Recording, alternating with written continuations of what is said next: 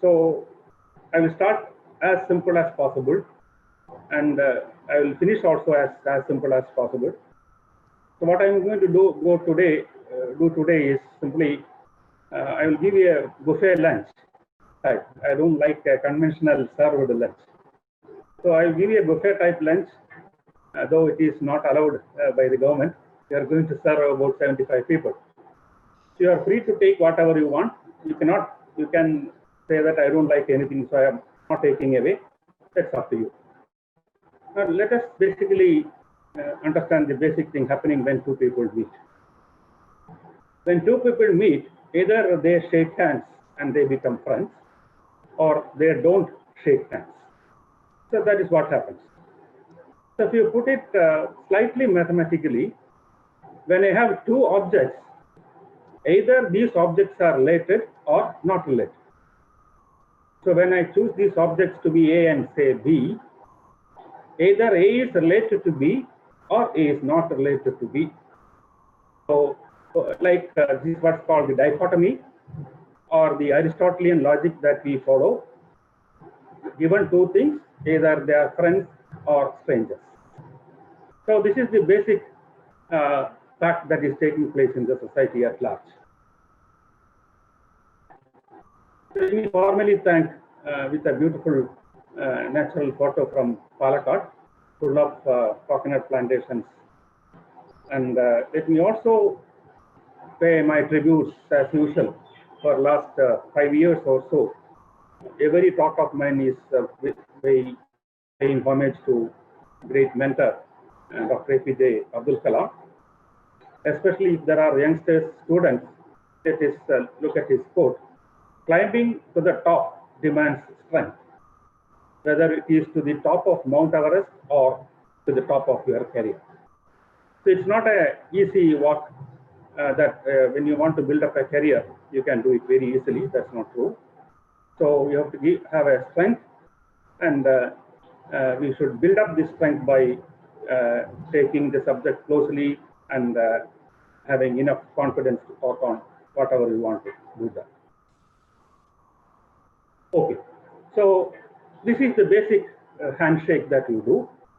During this pandemic period, you are not supposed to handshake, so sorry that I am showing this picture. See, you see two people and shaking hands. So as I said in the beginning, if I call these two people as Alice and Bob, by handshake they have become friends. So if they are just keeping quiet, they are strangers. So when you shake hands, hello. When I say Father Binoy and meet him, say that hello, I have made friendship with him. I am meeting Dr. Jacob Thomas for the first time, but so I have not shaken hands with him so far. Now I say that I am your friend, hello. So by shaking hands. Now if you look at the picture here, about 5-6 people are there. All of them are shaking hands in a cyclic fashion. So A is shaking hands with B, B with C, C with D, D with E, and E with F. So 6 people are shaking hands each other. Now if you look at this picture, you look at the left bottom picture, slightly different from the other shake hands, because the last person is not shaking hands with the first person, but all others. So in a graph theoretic, network terminology, I said that this is a path, whereas this is a cycle. So whenever two people are meeting and shaking hands, as I said earlier several times, A is related to B. So when A is related to B, I consider A and B as A is related to B, I draw an edge between them. So a graph is simply a relation. Okay, now if you look at the top right corner, sorry, the figure in the below, everyone is shaking hands with one person. Okay, so this is showing confidence in a company. This is taken from the logo of a company. Okay, so this is a situation where all people are shaking hands with him. So shake hands could be basically anything between people, between several people, etc. And whenever I repeatedly say, whenever A is related to B, or when A shakes hands with B, I say that A and B are related, or the vertices A and B are joined by an edge, you get a relation. So a graph in the sense of the graph theory is nothing but a representation of a relation. When A and B are related, I use the number 1 to say that, and when A and B are not related, I put a 0. So immediately, given a graph, I get a matrix. Now I start with some very popular stories which gave birth to several branches of graph theory. I will formally define what is a graph after a few minutes. Now I start with this popular puzzle or popular simple-looking puzzle, which was first posed in a mathematical sense as early as 1852. A student by name Francis Guthrie asked his famous teacher De Morgan. You have heard about De Morgan laws. Okay, that De Morgan was asked while coloring the map of his country. So I now keep a suspense of it. So look at the India map. I'm going to color various states of India map with a small condition that adjacent states should not have the same color. Okay, so I suppose you know the geography of India. You are clear about the map of India. So what is the condition? I put a simple condition that I'm going to color the different states of India in such a way that adjacent states do not have the same color. Okay, now my question is, can you color with 2 colors? No. Are you following me? So I cannot color with 2 colors because Kerala and Tamil Nadu have a common border, and Kerala and Karnataka has a common border, and Karnataka and Tamil Nadu also has a common border. So you form a triangle there. Therefore, I cannot color with the condition mentioned that adjacent countries should have different colors. So I cannot color with 2. I may be able to color with 3, but can be colored with same color, but not adjacent countries can be colored with same color. Therefore, if I color Kerala with red, and I can very well color Uttar Pradesh or Maharashtra with red, because Kerala and Maharashtra do not have a common border. But I cannot color Tamil Nadu and Karnataka because they do have a common border with Kerala. So my question is, or rather, this is basically the great coloring problem, which took about 150 years. So my simple puzzle, I'm not going to give answer. Is it 3 coloring or 4 coloring? That means, can I use 4 colors or can I use 3 colors? And what is the minimum number of colors that you require? So you please take it as an exercise. This is another puzzle. I start with, this is one of the, possibly the only branch of mathematics which came out of puzzles. To take calculus or something like that, there are strong problems from physics which motivated the development of calculus, differential equations, and so on. But if you look at graph theory, it was puzzles that led to a wonderful discovery by Leonhard Euler. So this question is a diagram tracing puzzle. So can you start with any point here and complete the diagram? Can you trace this diagram in such a way that I am not allowed to retrace it?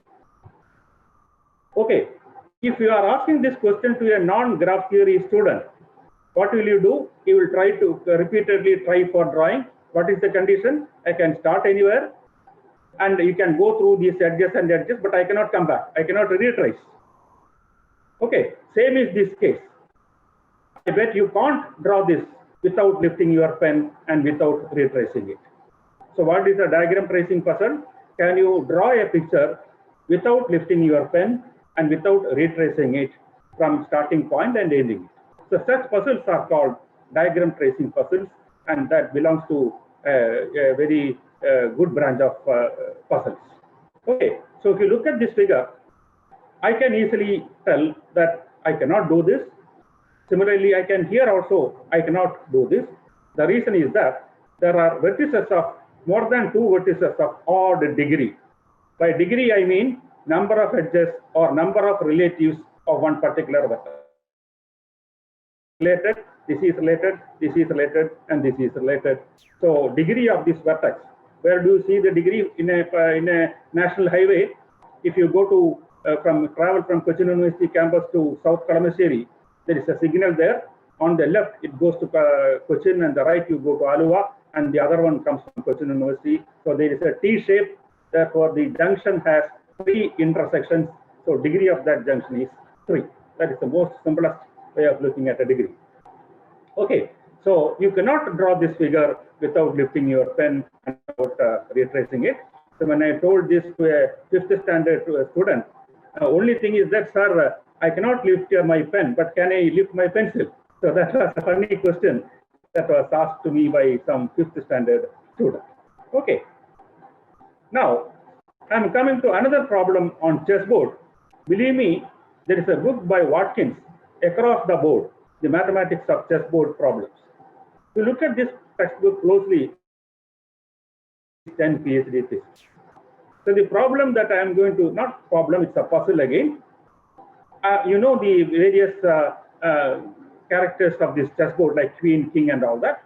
So my question is, what is the minimum number of queens that can be placed on an n by n chessboard such that each square is occupied by the queen or attacked by a queen? Okay, is the puzzle clear? I've got an 8 by 8 chessboard to start with. What is the minimum number of queens that should be placed, that can be placed in a chessboard such that each square is occupied by a queen or attacked by a queen? So if you look at the one possible answer, those who know chess game and movements of the queen, you easily know that if I place this here, here and here and here, each square which is not occupied by the queen is attacked by a queen. Therefore, queen's domination number of an 8,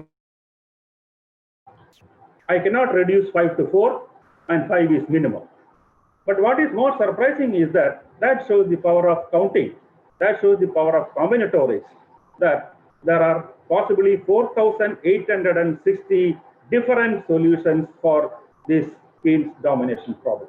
So very enthusiastic students here can try to give me some other at least 50 different solutions. Different solutions means a solution which I get by just simply permuting these queens is not a different solution.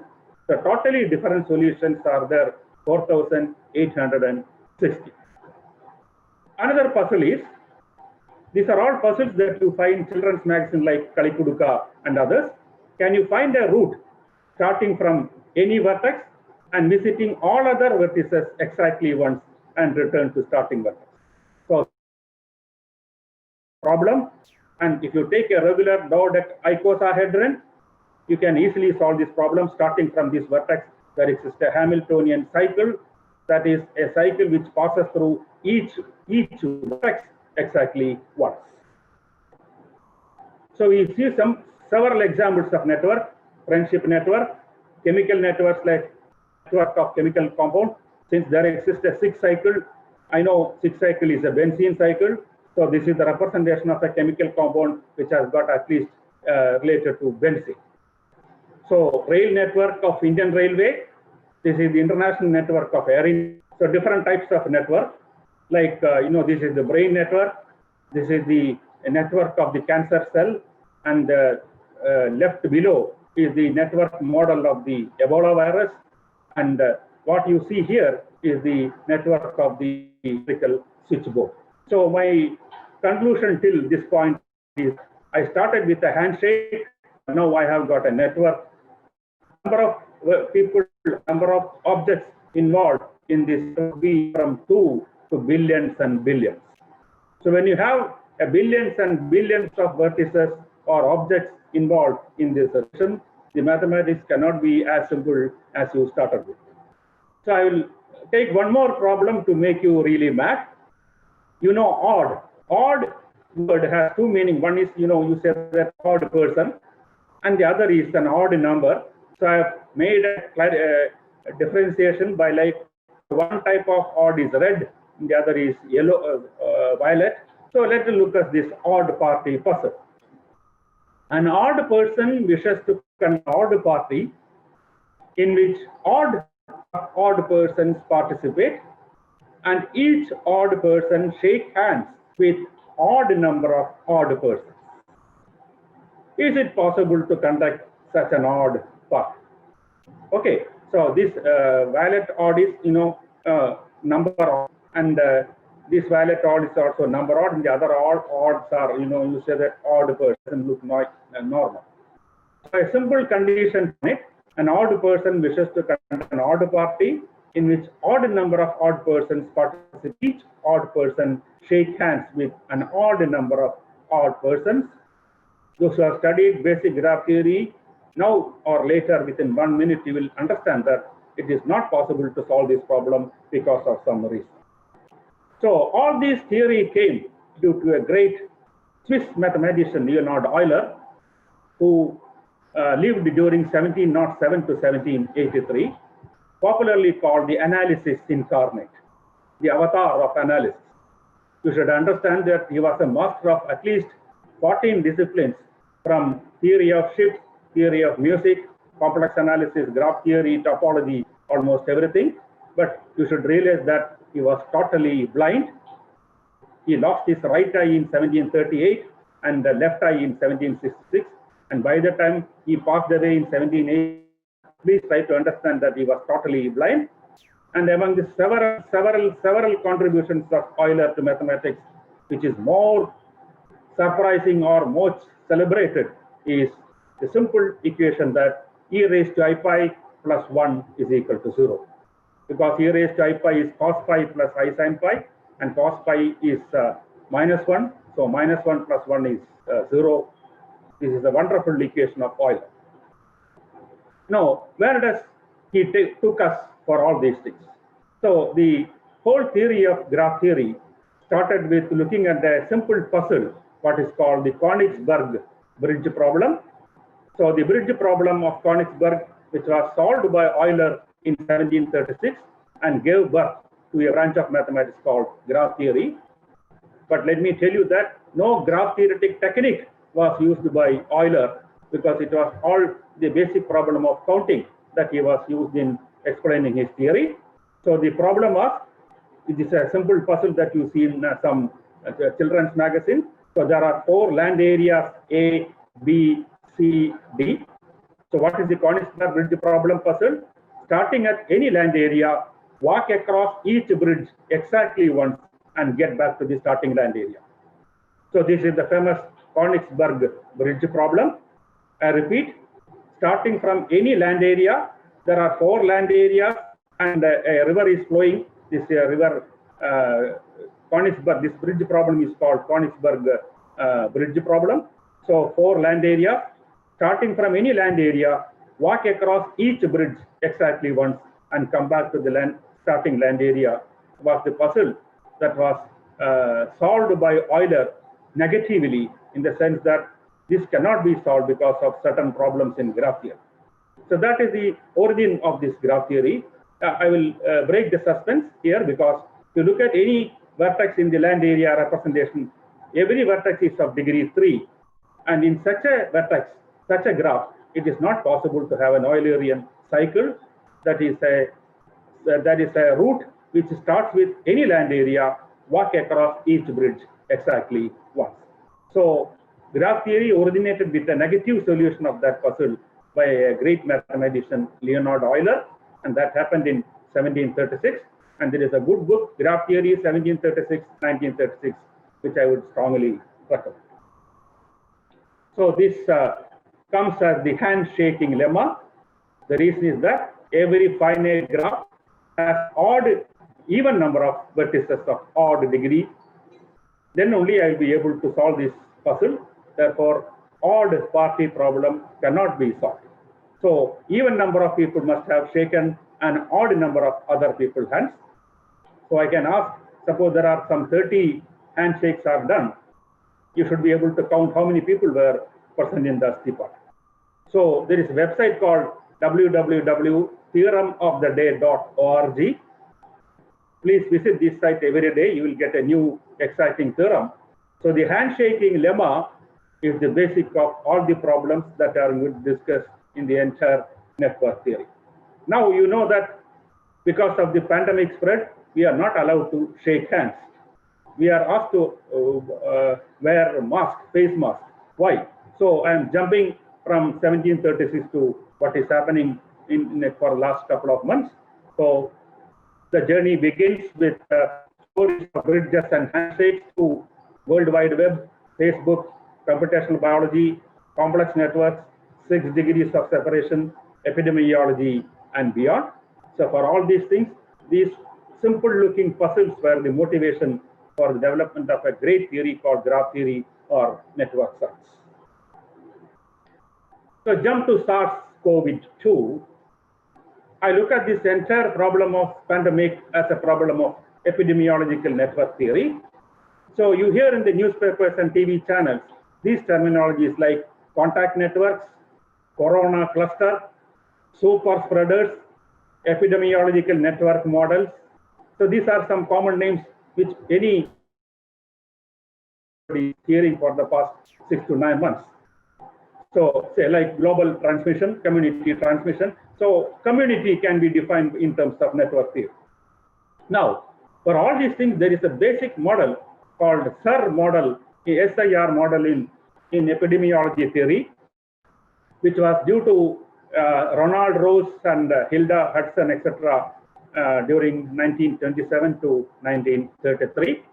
So what is SIR model? SIR is basically putting all the people in a society into 3 compartments called susceptible, infectious, and recovered. So we look at all population, the entire population, entire society, they can be compartmentalized into 3: susceptible, who are likely to get the disease, already infected, and those who have been recovered. So if all people have been immunized and recovered, the dreaded disease coronavirus 2 may come to an end. That is likely to happen. So let me look at this in a more popular style, or more fundamental question is, why should we use masks? The most frequent infectious diseases in humans and those with the highest potential for rapid pandemic spread are usually transmitted via droplets during close proximity interaction, CPI. Despite the importance of this transmission route, there starts the trouble. Very little is known about the dynamic patterns of CPI. Means the moment the droplet is out of your body, the droplet may travel for a few kilometers unless it is stopped by some other object. So this is the reason why doctors and other people are asking us to use face masks. It could be either through your nose or through your mouth when you speak or when you sneeze. So you have to use masks, because the moment the droplets start spreading from you, because of the classical dynamics involved in it, we will not be able to predict what is going to happen. So there is extremely a very close relationship between epidemiology and network theory that dates to 1980s. This is because the connections between individuals that allow an infectious disease to propagate naturally define a network, while the network that is generated provides an insight into the epidemiological dynamics. So this is a two-way interaction. Okay, so the network theory and epidemiology are closely related because of this two-way interaction. In a contact network, the population is represented by dots connected by lines. So basically it's a graph. Each member is represented by a node with disease-causing interactions between 2 members of the population represented by edges. So this is taken from an article in the Journal of Biological Dynamics entitled "The Dynamic Nature of Contact Networks in Infectious Disease Epidemiology." So the network theory and epidemiology of infectious diseases uses all techniques from computer science to neurology and from social science to statistical physics. And behind all these developments, there lies the basic fact of handshaking, the basic fact of a symmetric relation, whether A is related to B or A is not related to B. So the basic network theory parlay is responsible for the development of a great theory behind the epidemiology and network science. So this is the famous thing which I want to tell you, especially for the youngsters, is this is the situation. So this is what is happening now. You have blue-colored people but still healthy, and you have yellow-colored people with immunized and healthy, and red is not immunized, sick, and contagious. So you initially start with a population or a society which is not immunized, but they are healthy. Under these circumstances, you know, you have a large number of red pictures because they are going to be contagious and sick. No one is immunized. So the contagious disease spreads through the population, and that is what is happening now in the case of pandemic COVID-2. And the second case, some of the population gets immunized. So slowly yellow color people start coming, and contagious disease spreads through some of the population. So this is what is happening. The number of red cases is reduced. And in the third case, there are more cases of yellow people. That means most of the population gets immunized and the spread of contagious disease is contained. So we are containing either through with the help of a vaccine or either through notion of the herd containment, herd community spread. We will be able to reduce the number of people to all of them becoming yellow. That means they are all immunized and health. And this is the ideal situation that we can expect to take place very soon, or in fact, it should happen. There you come a notion of called super spreaders. So super spreader is an unusually contagious organism infected with a disease. And something very interesting is that a super spreader are of particular concern in epidemiology. The super spreader themselves may or may not be having infection. So at the SARS outbreak of 2002, which happened in China, epidemiologists defined a super spreader as an individual with at least 8 transmissions of the disease. So if you look at this purely network point of view, a super spreader is a person or a vertex with a degree at least 8. It is going to have transmission. So the transmission, the direct transmission is the relation now. Okay, so this direct transmission of 8 and more, then that becomes a super spreader. And there are going to be several super spreaders when a pandemic is spread, but we don't know who is the super spreaders. Okay, in the case of 2002, I have read somewhere that it was a medical doctor who was responsible for the outbreak of SARS-CoV-1 in China.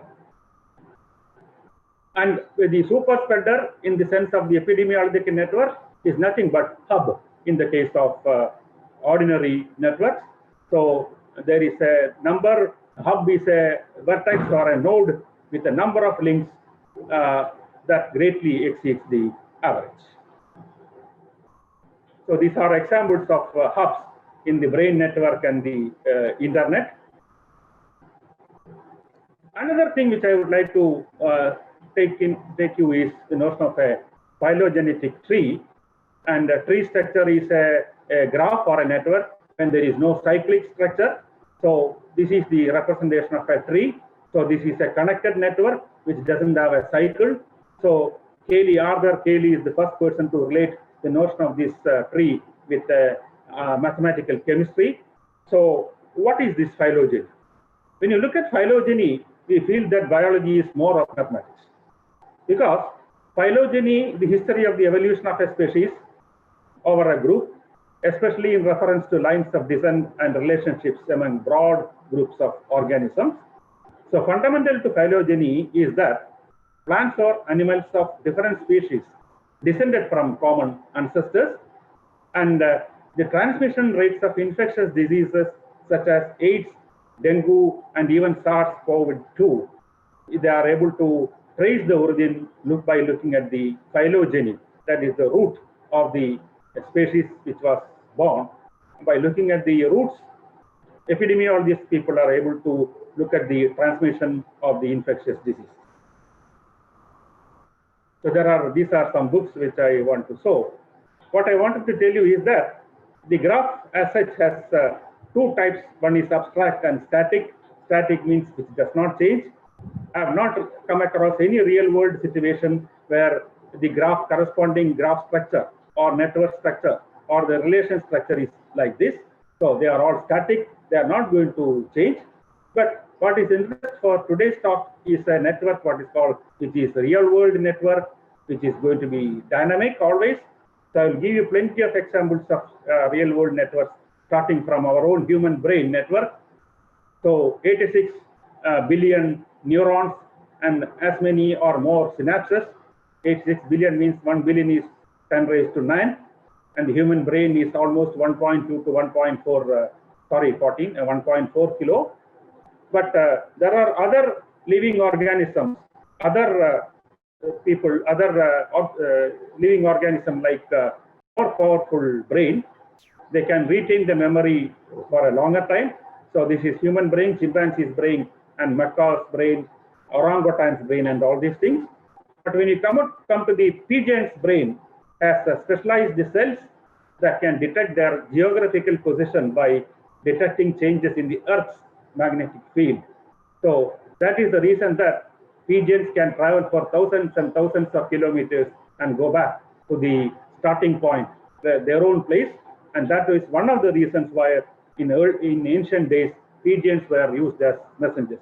You could have asked why some other bird, like a crow or some other animal or some other bird. That did not take place because of the power of pigeon's brain of going back to thousands and thousands of kilometers because of its ability to detect the changes in the Earth magnetic fields. And there are animals whose brain size is bigger than that of human being, like whales with 5 kilo, etc. Okay. So these are all examples of real-world networks, biological networks, language networks, and so on. Internet, food web, World Wide Web, and so on. Now look at, I will spend 1 minute here for Facebook network, which is quite common. So in 2020, it has got about 2.7 billion monthly active users. See, 2.70 billion monthly active users means it is 2.7 into 10 raised to 9. So the Facebook network is highly complex, but still it is organized. That's what I will tell towards the end of my show. So the basic principle of Facebook network is that friend of a friend is a friend. If you look at the handshaking thing, now everyone who is attending this class is a friend of mine through Father Binoy or Professor Babu Joseph, because we were friends and Father Binoy knows almost all those people who are attending. So this is the basic philosophy of Facebook network. Two people may not be friends, but two people can have a common friend. So friend of a friend of a friend of a friend is a friend, right? So that is the basic structure of the Facebook network. So I need not have seen my friend of a friend. Okay, I have seen Father Binoy, but I have not seen Binoy's friend. Father Binoy's friend I have not met. I have not shaken hands with Father Binoy's friends and friends. But still, in the Facebook parlance, we are friends because the other person is friend of a friend.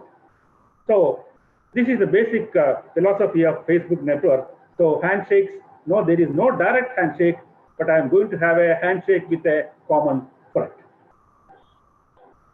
So in all these huge networks, what you have is community structure, whether it is social networks or metabolic networks.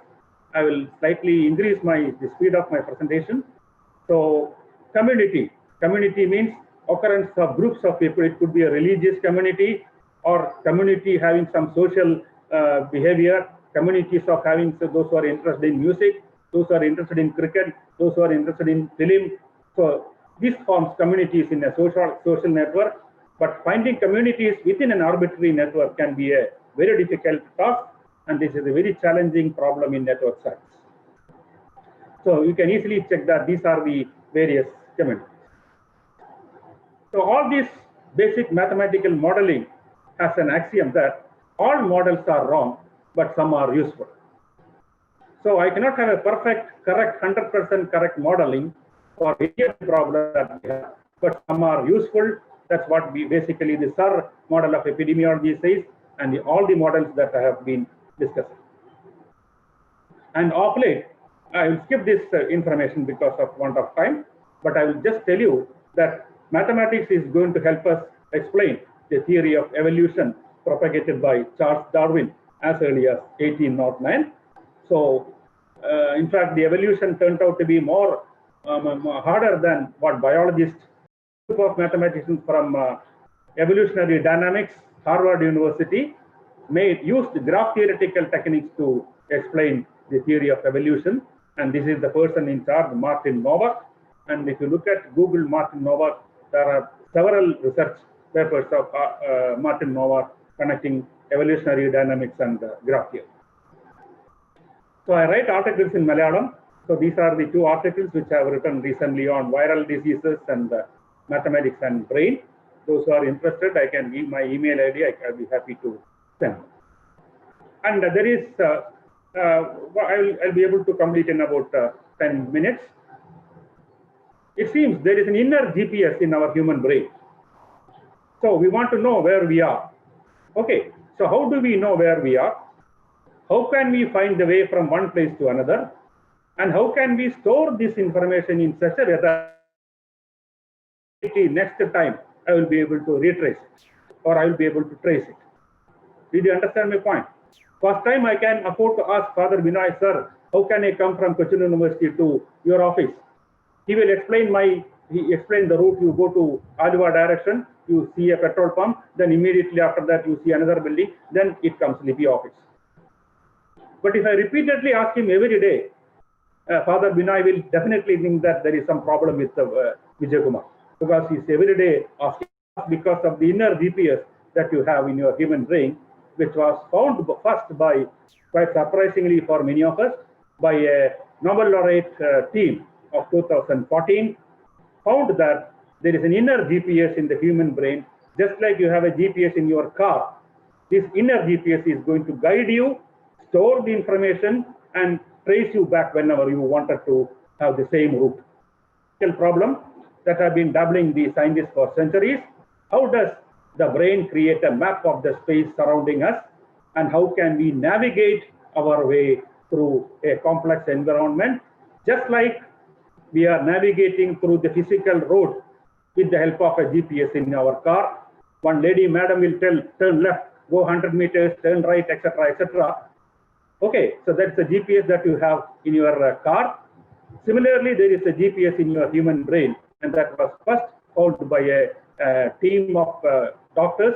Obviously, they got the Nobel Prize for 2014. So this is structure of the network brain. On the left side, you see structural brain network, which solely becomes the property of graph theory people, and the other is the functional brain network, which is left to the medical doctors. And the human brain uses a grid to represent the space. That again is a graph theory. It's actually the triangular mesh that is being used. Now I come to the World Wide Web, which is the huge real world network. Those who are interested in popular science like Professor Joseph, Babu Joseph, cannot forget the name of Arthur C. Clarke. So as early as 1970, Arthur Clarke made a remark that bring the accumulated knowledge of the world to your fingertips using a console that would combine the functionality of the photocopier, telephone, television, and serving data transfer and video conferencing around the globe. May I tell you that 1970, there was not even a dream about the World Wide Web. Okay, so what we think now is that he was able to predict the birth of the World Wide Web, which is popularly called universal. Again, the basic functioning of the this World Wide Web and all other webs that I am going to discuss, what's called the small world phenomenon, that follows a power law distribution. They follow the Holy Bible's Matthew's effect in science. You know, I have written an article recently about the science of sociology that is given to a magazine that discussed the effect of Matthew's in science. So the title of the article is Mathayi Prabhavam Shastrathilum Samujya Shastrathilum. What is the Mathayi Prabhavam? For to everyone who has will be given more, and he will have more than enough, will be deprived even of what he has. In the language of World Wide Web or network parlance, those websites who have been getting more queries will keep on getting more queries. Therefore, the degree of that website is going to increase. So that is the dynamics of the growth dynamics of the World Wide Web. That fundamentally follows the Matthew's statements in the New Testament. So the World Wide Web explodes from 1989 thanks to Tim Berners-Lee. According to 200 million active websites And any mathematics or any theory which explains the functioning of such a huge complex web is going to be not easy, but there is an order in the disorder, as Professor Babu Joseph used to put down in the case of chaos. That therefore we are able to study certain parameters which determines the growth of the websites, number of websites, www. So the basic structure of the word that of a bow tie structure.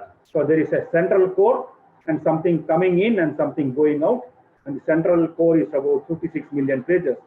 And there are some sites which are never used by anyone, so inactive sites. So this is the basic structure of websites, World Wide Web. It is dynamic. These are the books which I would suggest, and these are the people behind the theory of complex networks. Okay, I will conclude in 5 minutes. Now look at the structure of the real world networks more closely. It has got 3 properties. One is that it is the matrix, or it's a sparse network, in the sense that, as I explained very clearly in the case of Facebook, 2 people are not friends in the Facebook, need not be a friends in the Facebook, but I get the friendship from the third person, another person, through a path of length 1, length 2, common friend. I may have common friends, so many common friends. The basic philosophy of the Facebook network is that friend of a friend of a friend is also my friend. Therefore, if I use the 0-1 language, what is the first sentence that I told in my class is, if 2 people are shaking hands, or if 2 people are friends, I draw an edge, and if 2 people are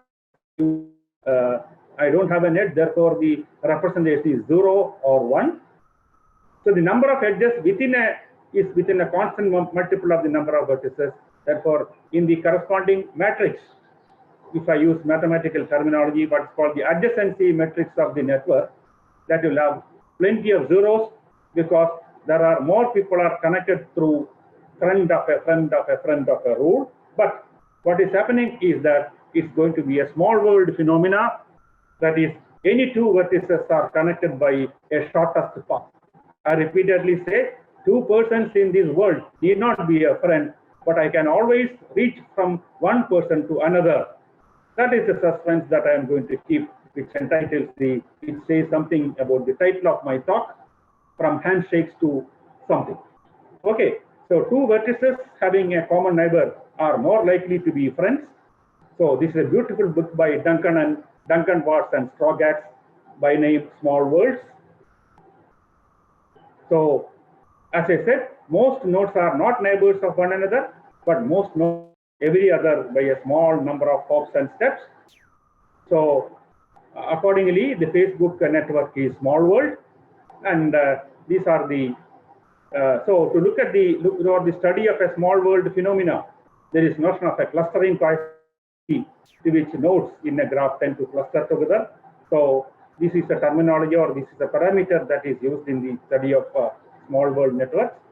So hubs are those vertices having large number of large degree when compared to other vertices. So in the language network, it's a super spreader.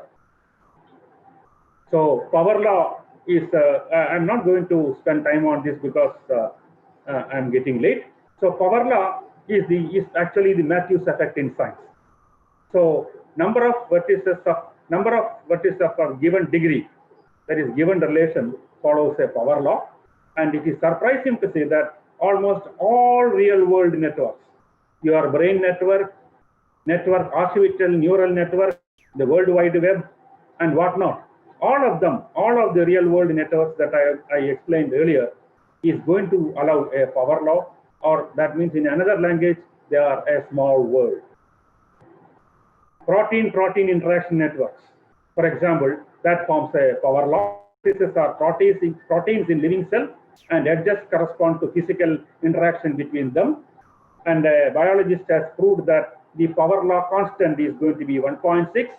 For all real world networks, it is going to be 2 and 3, except biological networks, it is going to be less than 2.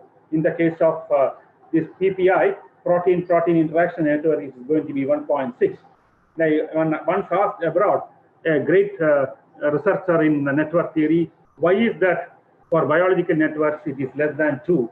And she gave a very simple answer that biological networks are very difficult to study when you compare with other networks, and the biological network is something different than other networks. Plenty of examples of small world and scale-free networks. They are all synonymous almost. Now comes the suspense part of it. I'm going to break the suspense. What is this 6th degree? So basic principle of handshaking is now reached the theory of 6 degrees of separation, which is due to a social psychologist, Stanley Milgram, in which he conducted an experiment in 1967 involving Kansas and Nebraska, 2 cities in US. Not knowing the target person, recipients forwarded the letter to an acquaintance closer to the target than themselves. Many of the letters were lost, but those did not had the number of hopes along the chain of intermediaries from 2 to 10 with an average of 5.2. And that gave birth to a wonderful theory of 6 degrees of separation, that everyone is at most 6 steps away from any other person on earth, so that a chain of a friend of a friend of a friend of a friend statements can be made to connect any 2 people in 6 steps. So this is the science of a connected age, and this is the basic principle of 6 degrees of separation. More in a this is also called known as 6 handshakes rule, that altogether makes the whole world a small world, a shrinking world. 6 degrees of separation is the idea that all people on an average are 6 or fewer social connections away from 6 handshake. It was originally set out by Frigyes Karinthy in 1929 and popularized by a play in 1990. This is only 5 paths actually. A ordinary person getting connected to the president of some country. So these are all 6 paths in that social network. And the Microsoft people research group, after checking 30 billion electronic messages, have proved that it is just 6 degrees of separation between you are linked by a string of 7 or fewer acquaintances to Donald Trump or Joe Biden, Madonna, Dalai Lama, the Queen, or John Paul II, at most 6 steps. So you may think that the situation is very simple. Yeah, I am related to Obama, I am also related to Donald Trump, I am related to Hillary Clinton, I am related to John Paul. But the actual problem of network theory is to find that connection path, and which is challenging the entire network theory people. In Facebook, the 6 degrees of separation can be reduced to 3.57. What does it mean? In the Facebook community, in the Facebook network, more people are close together. Therefore, the degree of separation is not 6, it could be reduced to average 3.57. That means I will be able to connect any person in the Facebook with any other person in the Facebook by at most 4 steps. Why are we worried? This is almost my finishing slide. Because number of human web pages increases human population. So the World Wide Web is going to be an infinite imaginary library. The basic question is, why are we worried about that? The reason is mathematics will be more complex. We may need more new mathematics and an interdisciplinary approach to tackle the small world phenomena and the theory of 6 degree separation. There are plenty of books which are related to analysis of biological networks, fractals, chaos, and scale-free networks, and all these things. So I conclude my lecture with a social message. The only way, as it is repeatedly told by all people, is to break the chain, and especially the student community should spread this logo, this message that there is no other way but to use the face masks and break the chain, social distancing. And thank you all for spending your time. I think it took about 1 hour for me, and sorry for retaining you all in this beautiful evening.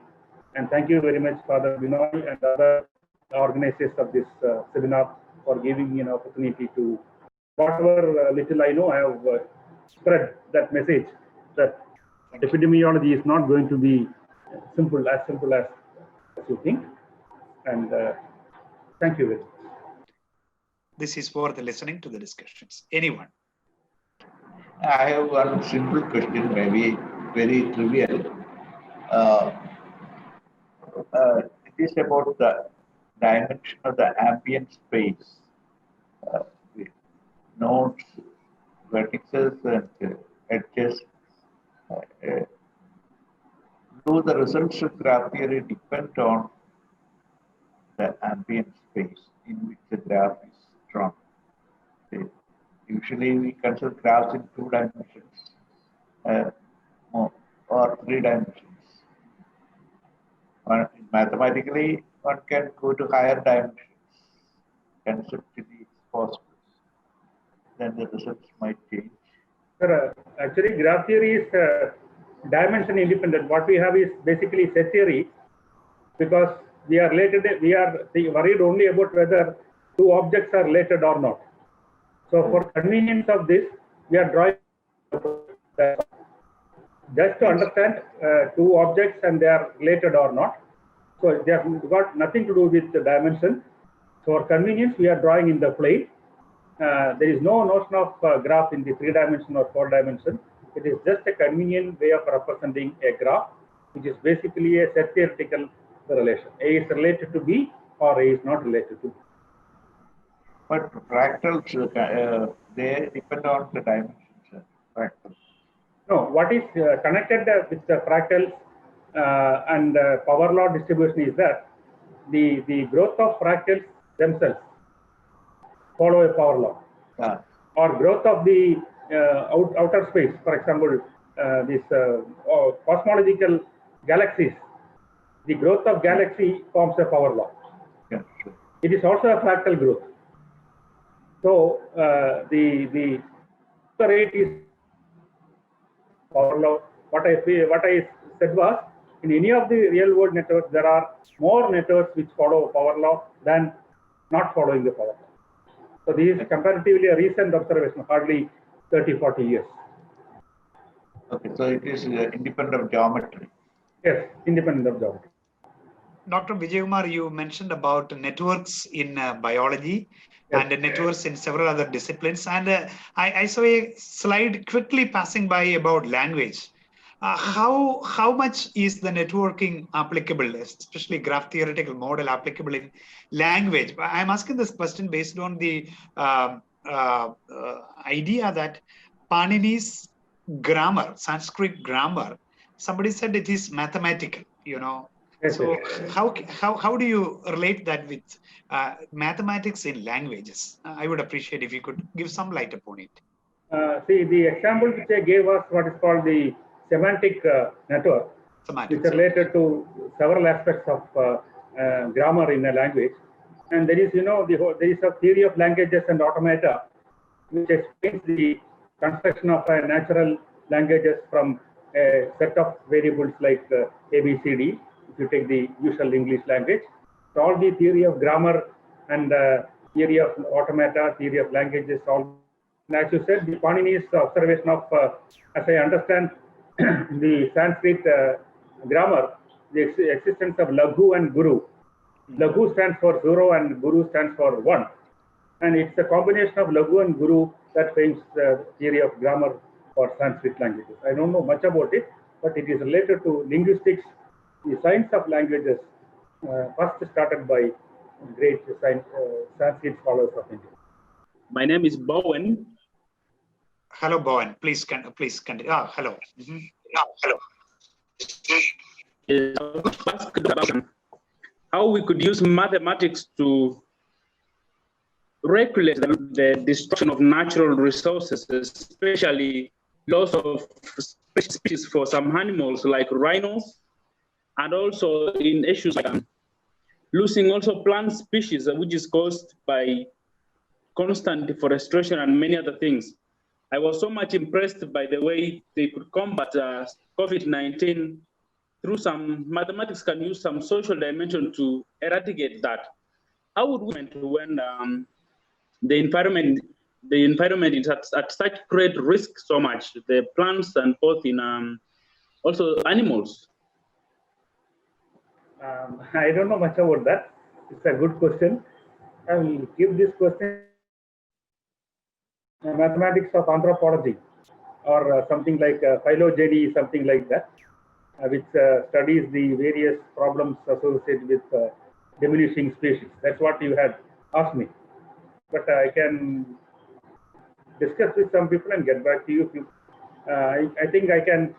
Father, may please give the email ID of my to all the participants.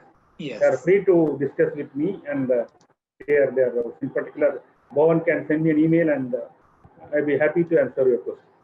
Yeah. Oh, sure. Hope so. Father Binoy? Yes. Dr. Jacob Thomas, welcome.